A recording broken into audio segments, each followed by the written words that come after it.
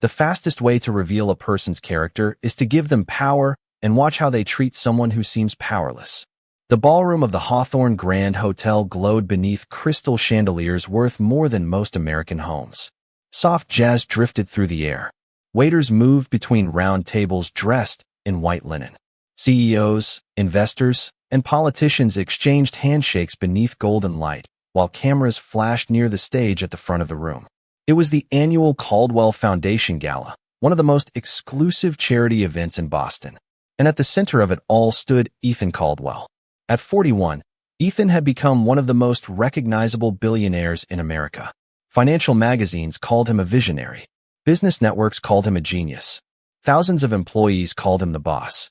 Tonight, dressed in a perfectly tailored navy tuxedo and wearing a Swiss watch that seemed to catch every beam of light in the room, he looked exactly like the man people expected him to be.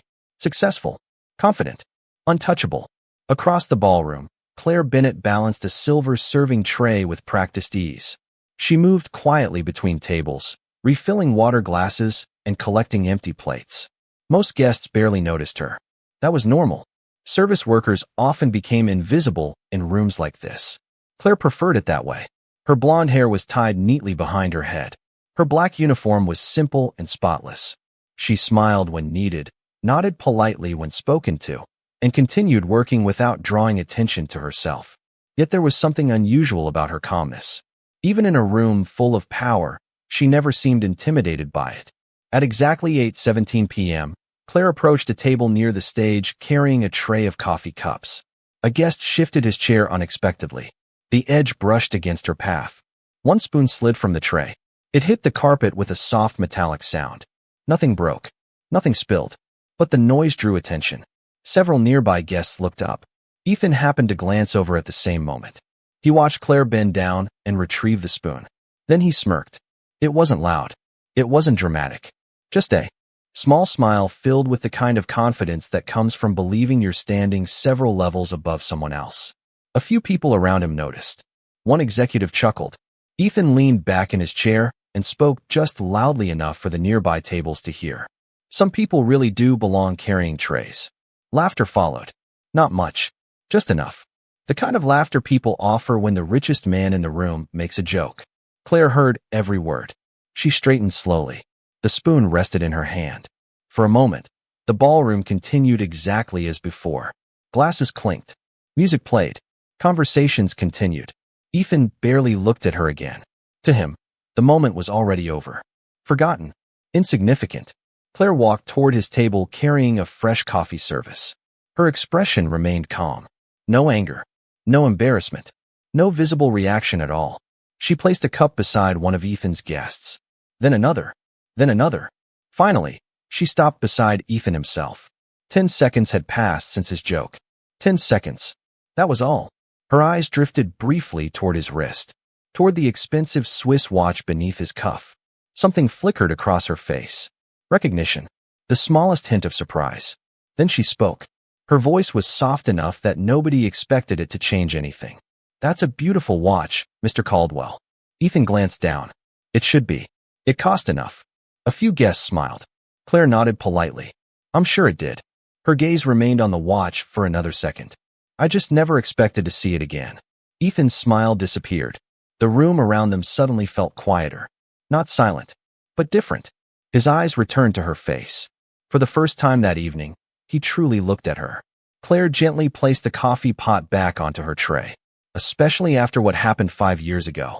The confidence in Ethan's expression faded. Slowly, almost imperceptibly. But it faded. Because 5 years ago was not a year he enjoyed remembering. And somehow, the waitress standing before him seemed to know exactly why. For several seconds, Ethan Caldwell said nothing. The conversations around the table faded into a distant hum.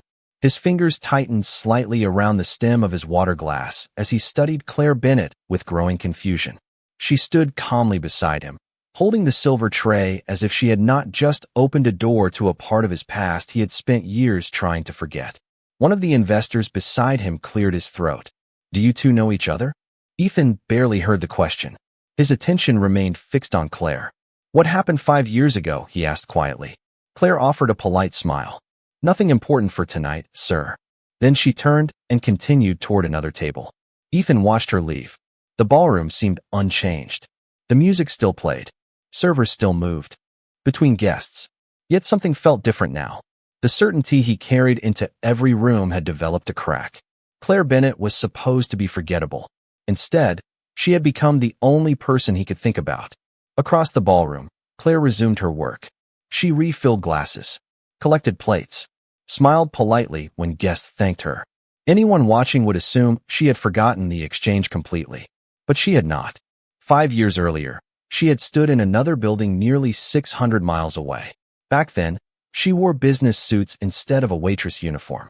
She carried legal folders instead of serving trays. She was 23 years old, finishing an internship, while attending one of the most competitive law programs in the country. Her professors predicted a brilliant future. Her supervisors praised her attention to detail. Then life changed. Her father passed away unexpectedly. Medical bills arrived faster than answers. Her mother became ill. Within months, plans that once seemed permanent disappeared. Dreams were replaced by responsibilities. Claire never complained. She simply adjusted. One job became 2, then 3. Eventually, she stepped away from law school altogether. Not because she lacked ability, because someone had to hold the family together. The people around her rarely knew any of this. They saw a waitress. Claire let them. Sometimes it was easier that way. Near the stage, Ethan continued staring across the room. The watch on his wrist suddenly felt heavier than usual. It was one of the few possessions he truly valued. Not because of its price, because it had belonged to his father. The watch had disappeared during one of the most difficult periods in his company's history. A period filled with investigations, uncertainty, and sleepless nights. Somehow it had later been returned anonymously to his office. No note, no explanation, just the watch. Ethan had never discovered who sent it back. "You look distracted," one board member observed. Ethan forced a smile. "Just thinking." But that was not entirely true. He was remembering. And the more he remembered, the less comfortable he became. Meanwhile, Claire approached a table near the ballroom windows. Beyond the glass, Boston shimmered beneath the night sky. Traffic lights glowed in the distance. Tiny reflections danced across the Charles River. For a moment, she allowed herself a breath. Then she noticed movement behind her. Ethan was crossing the room. Several guests attempted to stop him for conversations. He excused himself politely. Others called his name. He barely responded. His eyes remained fixed on Claire. The billionaire who usually controlled every situation suddenly looked like a man chasing an answer. Claire saw him coming and quietly placed a folded napkin beside a guest's coffee cup. Then she turned to face him. Ethan stopped a few feet away. "I think we need to talk," he said. Claire looked at him calmly. "About the watch." Ethan nodded. "About everything." For the first time all evening, uncertainty appeared in his voice. And Claire knew the past was finally beginning to catch up with him. Claire studied Ethan for a moment before answering. Around them, the gala continued as if nothing unusual had happened. Guests laughed. Glasses clinked. The band eased into another soft jazz number. Yet inside the small space between the billionaire and the waitress, the atmosphere felt entirely different. Ethan was no longer looking at her the way he had 30 minutes earlier. The casual confidence was gone. In its place was something far less comfortable. Curiosity. Claire glanced toward the ballroom entrance where another group of guests had just arrived. "I am still working, Mr. Caldwell." Ethan nodded. "Then let me walk with you." The request surprised even him. He was a man who usually expected answers immediately. Claire considered it for a second before turning toward the service corridor. Ethan followed. Several guests noticed. A few exchanged puzzled looks. One investor actually checked twice to make sure he had not mistaken the scene. The richest man in the room was following a waitress. Claire stopped beside a service station hidden from the main ballroom. Stacks of clean glasses reflected the bright overhead lights. For the first time, they stood alone. "You said you never expected to see the watch again," Ethan said. "Why?"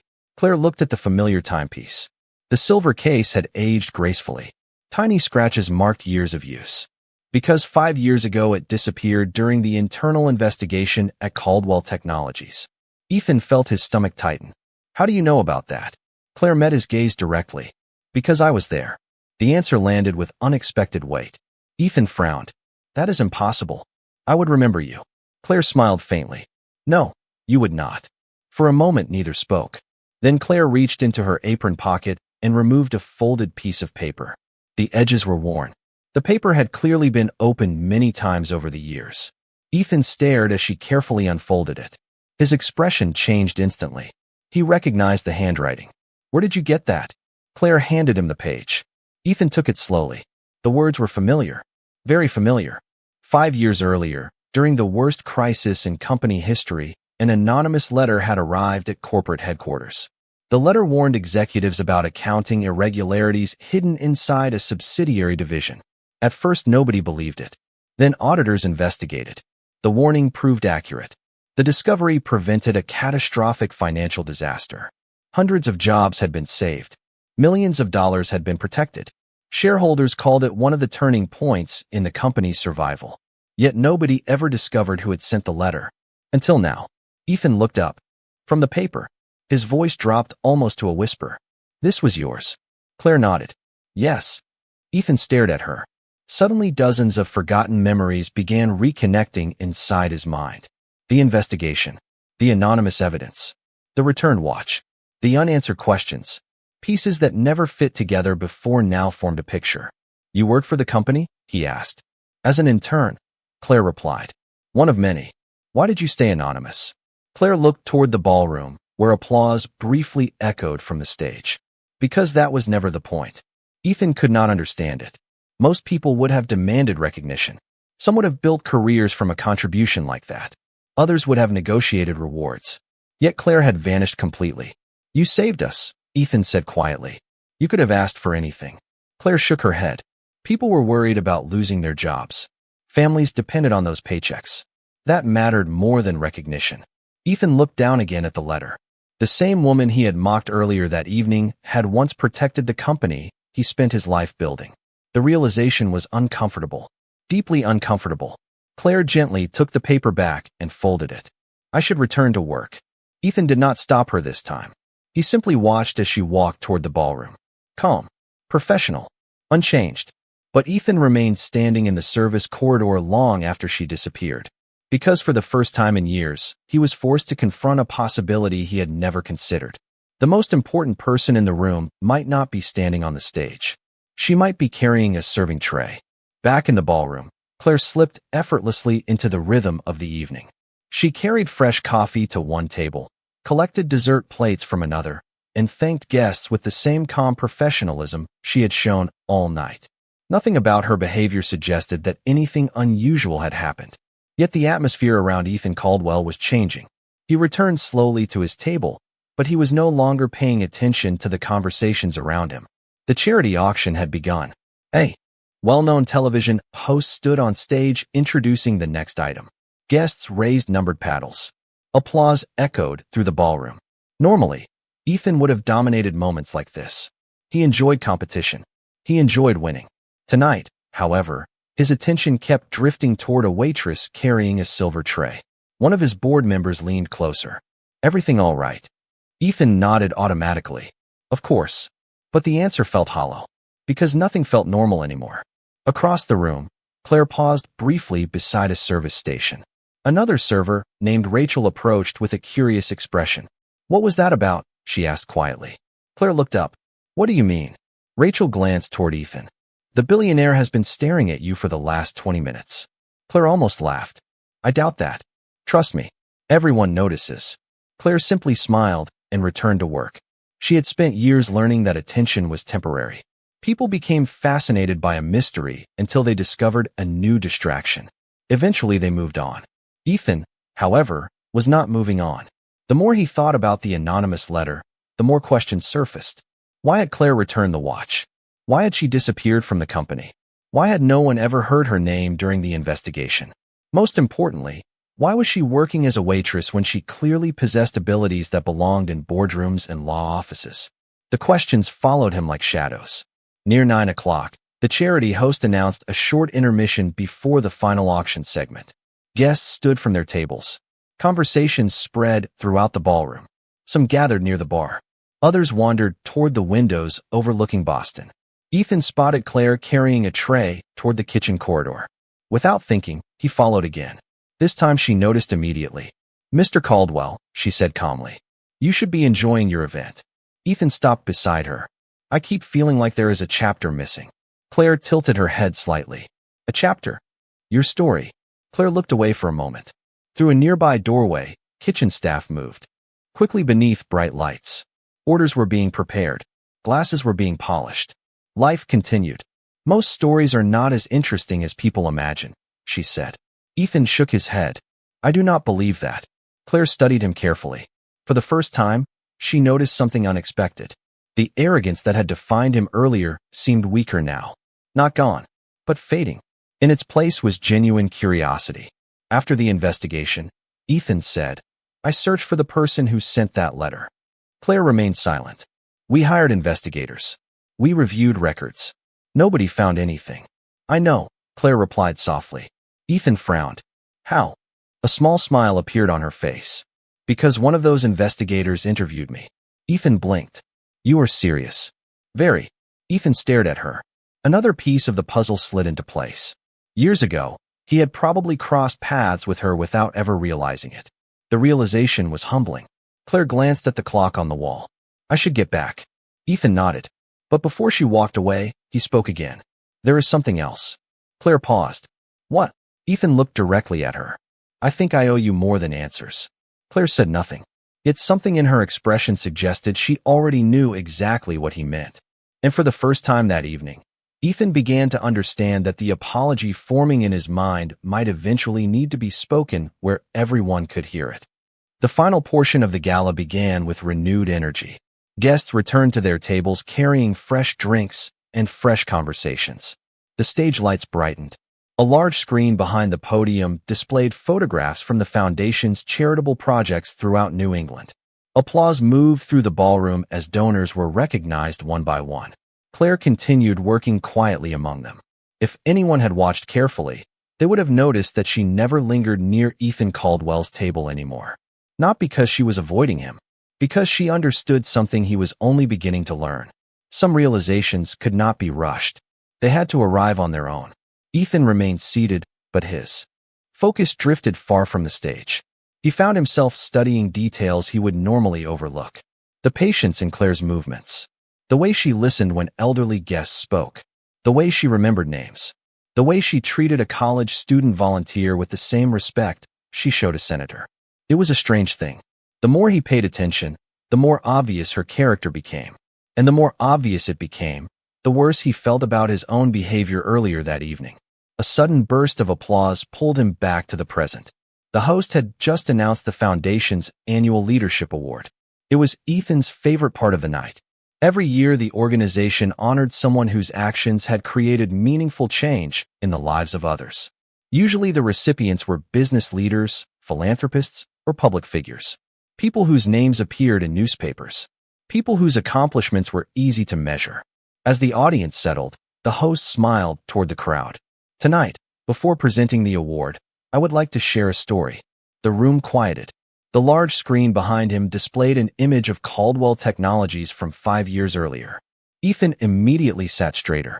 Many of you remember the financial crisis that threatened one of Boston's largest employers, the host continued. What fewer people know is that hundreds of jobs were preserved because an anonymous individual chose integrity over recognition. Ethan felt his heartbeat slow. Several board members exchanged surprised glances. The host continued. For years, nobody knew who that person was. Claire froze near a table holding a tray of coffee cups. Her eyes moved toward the stage. Ethan turned as well. The host smiled. Earlier this year, information finally came to light identifying the individual whose actions protected countless employees and their families. A photograph appeared on the screen. Not a glamorous portrait. Not a professional headshot. It was an old employee identification picture. Claire's picture. A collective murmur swept across the ballroom. Ethan stared at the screen. Around him, guests looked from the photograph to the waitress standing. Near the back of the room, surprise spread across dozens of faces. Claire remained perfectly still. The host's voice softened. She requested no recognition. She accepted no reward. She simply did what was right. The room grew quieter with every word. Tonight, we would like to acknowledge Claire Bennett. For a moment, nobody moved. Then applause began. Soft at first. Then stronger. Then stronger still. Guests rose from their chairs. Board members stood. Investors stood. Volunteers stood. Within seconds, nearly the entire ballroom was on its feet. Claire looked genuinely uncomfortable with the attention. Her first instinct was to step backward, but there was nowhere to go. Ethan remained standing beside his table. The applause echoed around him, yet one thought filled his mind. Earlier that evening, he had reduced her to a joke. Now an entire ballroom was rising to honor her character. And for the first time since the event began, he realized that an apology was no longer just appropriate. It was necessary. The applause seemed endless. Claire stood frozen beside the service station as hundreds of hands came together across the ballroom. Crystal chandeliers reflected the movement like waves of light. She had spent years avoiding attention, and now there was nowhere to hide from it. The host smiled warmly from the stage. "Claire, would you please join us?" Several guests turned toward her expectantly. Claire hesitated. Then, with the same quiet dignity that had guided her through the entire evening, she set down her tray and walked forward. Her black uniform looked almost out of place beneath the bright stage lights. Yet somehow she carried herself with more confidence than many of the executives seated in custom-tailored suits. Ethan watched every step. Around him, board members whispered among themselves. Some looked impressed. Others looked embarrassed that they had never known the truth. A few remembered hearing his earlier remark about carrying trays. None of them mentioned it. They did not have to. Ethan remembered it clearly enough for everyone. Claire reached the stage. The host handed her a small crystal award. She accepted it carefully, almost reluctantly. "Would you like to say a few words?" the host asked. Claire looked out across the ballroom. Hundreds of eyes stared back. Investors, politicians, journalists, donors, people who normally commanded attention wherever they went.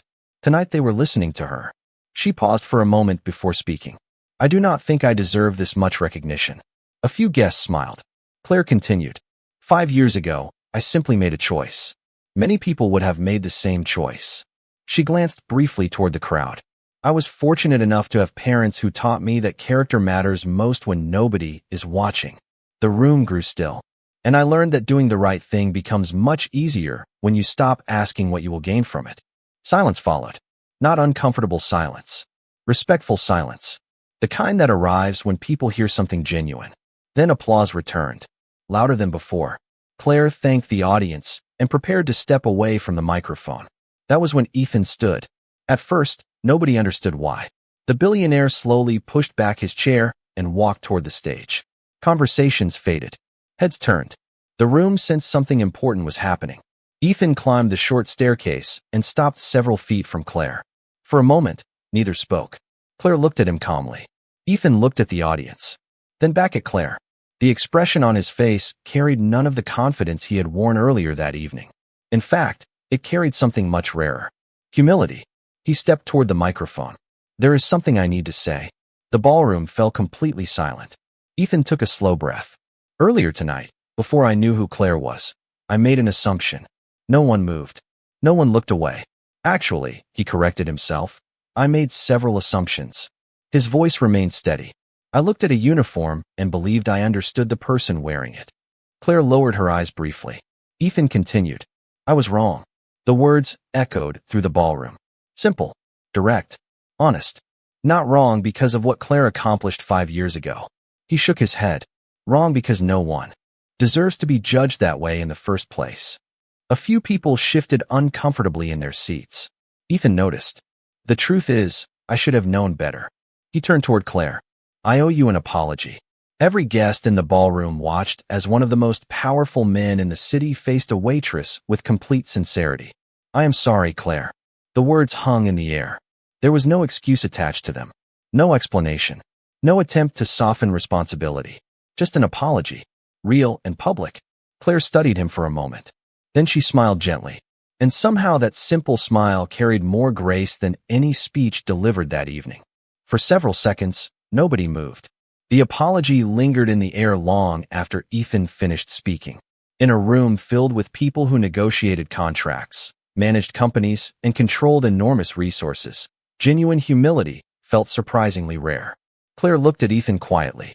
The crystal award rested in one hand.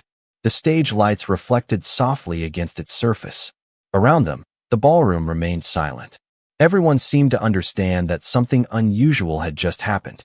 Claire finally stepped closer to the microphone. Her voice was calm. "Thank you." Ethan nodded, but she was not finished. "And for what it is worth, I accepted your apology the moment you chose to give it." A few guests smiled. Others exchanged thoughtful glances. Claire continued. "Most people spend their lives protecting their pride." Her eyes briefly moved across the audience. "It takes much more courage to admit a mistake." The tension that had filled the room began to soften. Ethan felt something unexpected. Relief. Not because he had repaired the situation completely. He knew trust and respect were never earned in a single moment. But because Claire had offered grace where many others might have offered resentment. The host returned to the stage and gently guided the evening forward. The final auction resumed. Conversations slowly returned. Yet the atmosphere had changed. Earlier that night, guests had arrived expecting another glamorous charity gala. Now they were leaving with a story they would remember far longer than any. Auction item. As the event continued, several people approached Claire. Former executives thanked her. Employees whose careers had survived the crisis expressed their gratitude. One retired accountant even shook her hand with tears in his eyes. "My family stayed afloat because the company survived," he said softly. "You probably never knew that." Claire smiled. "I'm glad things worked out." The man walked away, leaving her thoughtful. Sometimes the consequences of a single decision traveled farther than anyone realized. Near the back of the ballroom, Ethan watched these interactions unfold. The more he observed, the more a realization settled over him. Claire had never needed recognition. That was precisely why she deserved it. Late in the evening, after the final auction concluded and guests began collecting coats, Ethan found her once more. This time he approached without urgency, without questions, without assumptions. Claire was helping stack empty glasses onto a service cart when she noticed him. "Long night," she said lightly. Ethan smiled.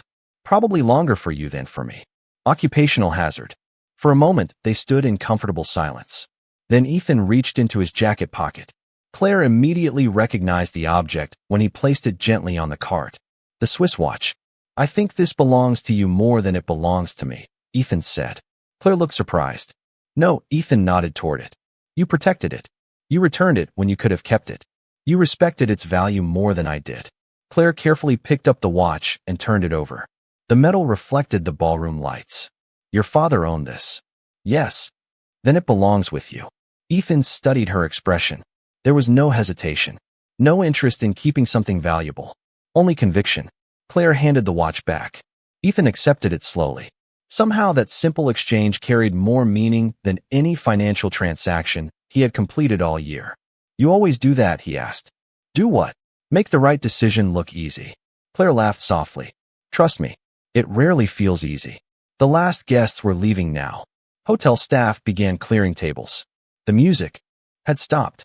Beyond the tall windows, Boston glowed beneath the midnight sky. Ethan glanced around the nearly empty ballroom.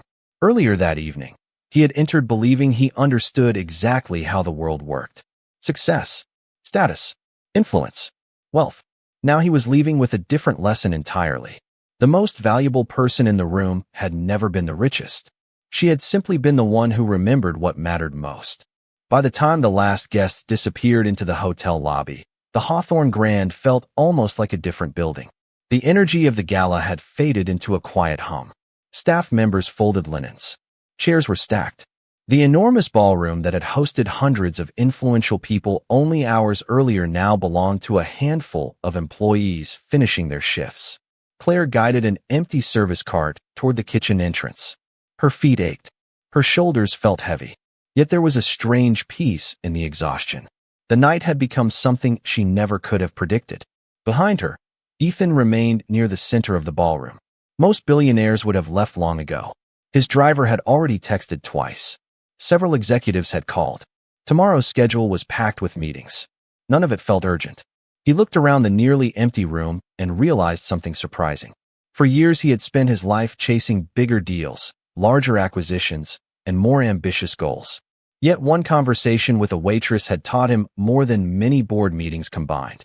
Claire was preparing to leave when the hotel manager approached. "Claire," he said, holding a phone in his hand. "You might want to see this." She frowned slightly. "See what?" He turned the screen toward her. A video clip was already spreading online. Someone in the ballroom had recorded Ethan's public apology. Thousands of views had appeared in less than an hour. Comments continued pouring in every few seconds. Claire blinked. "Oh." The manager laughed softly. "That is your reaction?" She handed the phone back. "What else should it be?" The manager shook his head with disbelief. "Most people would have celebrated. Most people would have immediately started reading every comment." Claire simply picked up her coat. Ethan happened to witness the exchange. "You are not curious?" he asked as he approached. Claire slipped her arms into her coat. "About strangers on the internet." Ethan smiled. "Fair point." They walked together toward the hotel lobby. Outside, Boston glittered beneath cool spring air. Streetlights reflected against polished sidewalks. A light breeze moved through the city. For a few moments, neither spoke. The silence felt comfortable. Then Ethan stopped near the revolving doors. "Claire." She turned. "Yes." Ethan hesitated. It was unusual for him. Most of his life had been built on quick decisions and confident answers. Yet this question felt important. "What happened after you left law school?" Claire looked toward the city skyline. The answer did not come immediately. "Life happened," she said softly. Ethan waited. Claire continued. "My father passed away. My mother needed care. Bills kept arriving. Opportunities disappeared." She smiled gently. "Nothing dramatic. Just responsibility." Ethan studied her face. There was no bitterness, no resentment, only acceptance. That somehow made the story more powerful.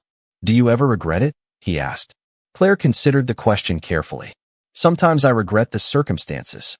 Her eyes remained on the distant lights, but never the choice. Ethan understood exactly what she meant. Some sacrifices hurt. That did not make them wrong. A black sedan pulled up outside the entrance. The driver stepped out and opened the rear door. Claire glanced at it and laughed quietly. "That is not for me." Ethan laughed as well. "No, definitely not." For a moment, they simply stood there beneath the hotel awning. Two people from completely different worlds. Yet the distance between those worlds no longer felt as large as it once had. Ethan reached into his jacket pocket and removed a business card. Claire immediately raised an eyebrow. "I am not accepting a reward." "I know." Ethan handed it over anyway. "It is not a reward." Claire looked down at the card, then back at him. "What is it?" Ethan smiled. "An invitation." Claire looked down at the business card for several seconds before slipping it into her coat pocket. "An invitation to what?" she asked. Ethan placed his hands in his pockets and glanced toward the quiet street beyond the hotel entrance. "A conversation." Claire laughed softly. "That sounds suspiciously vague."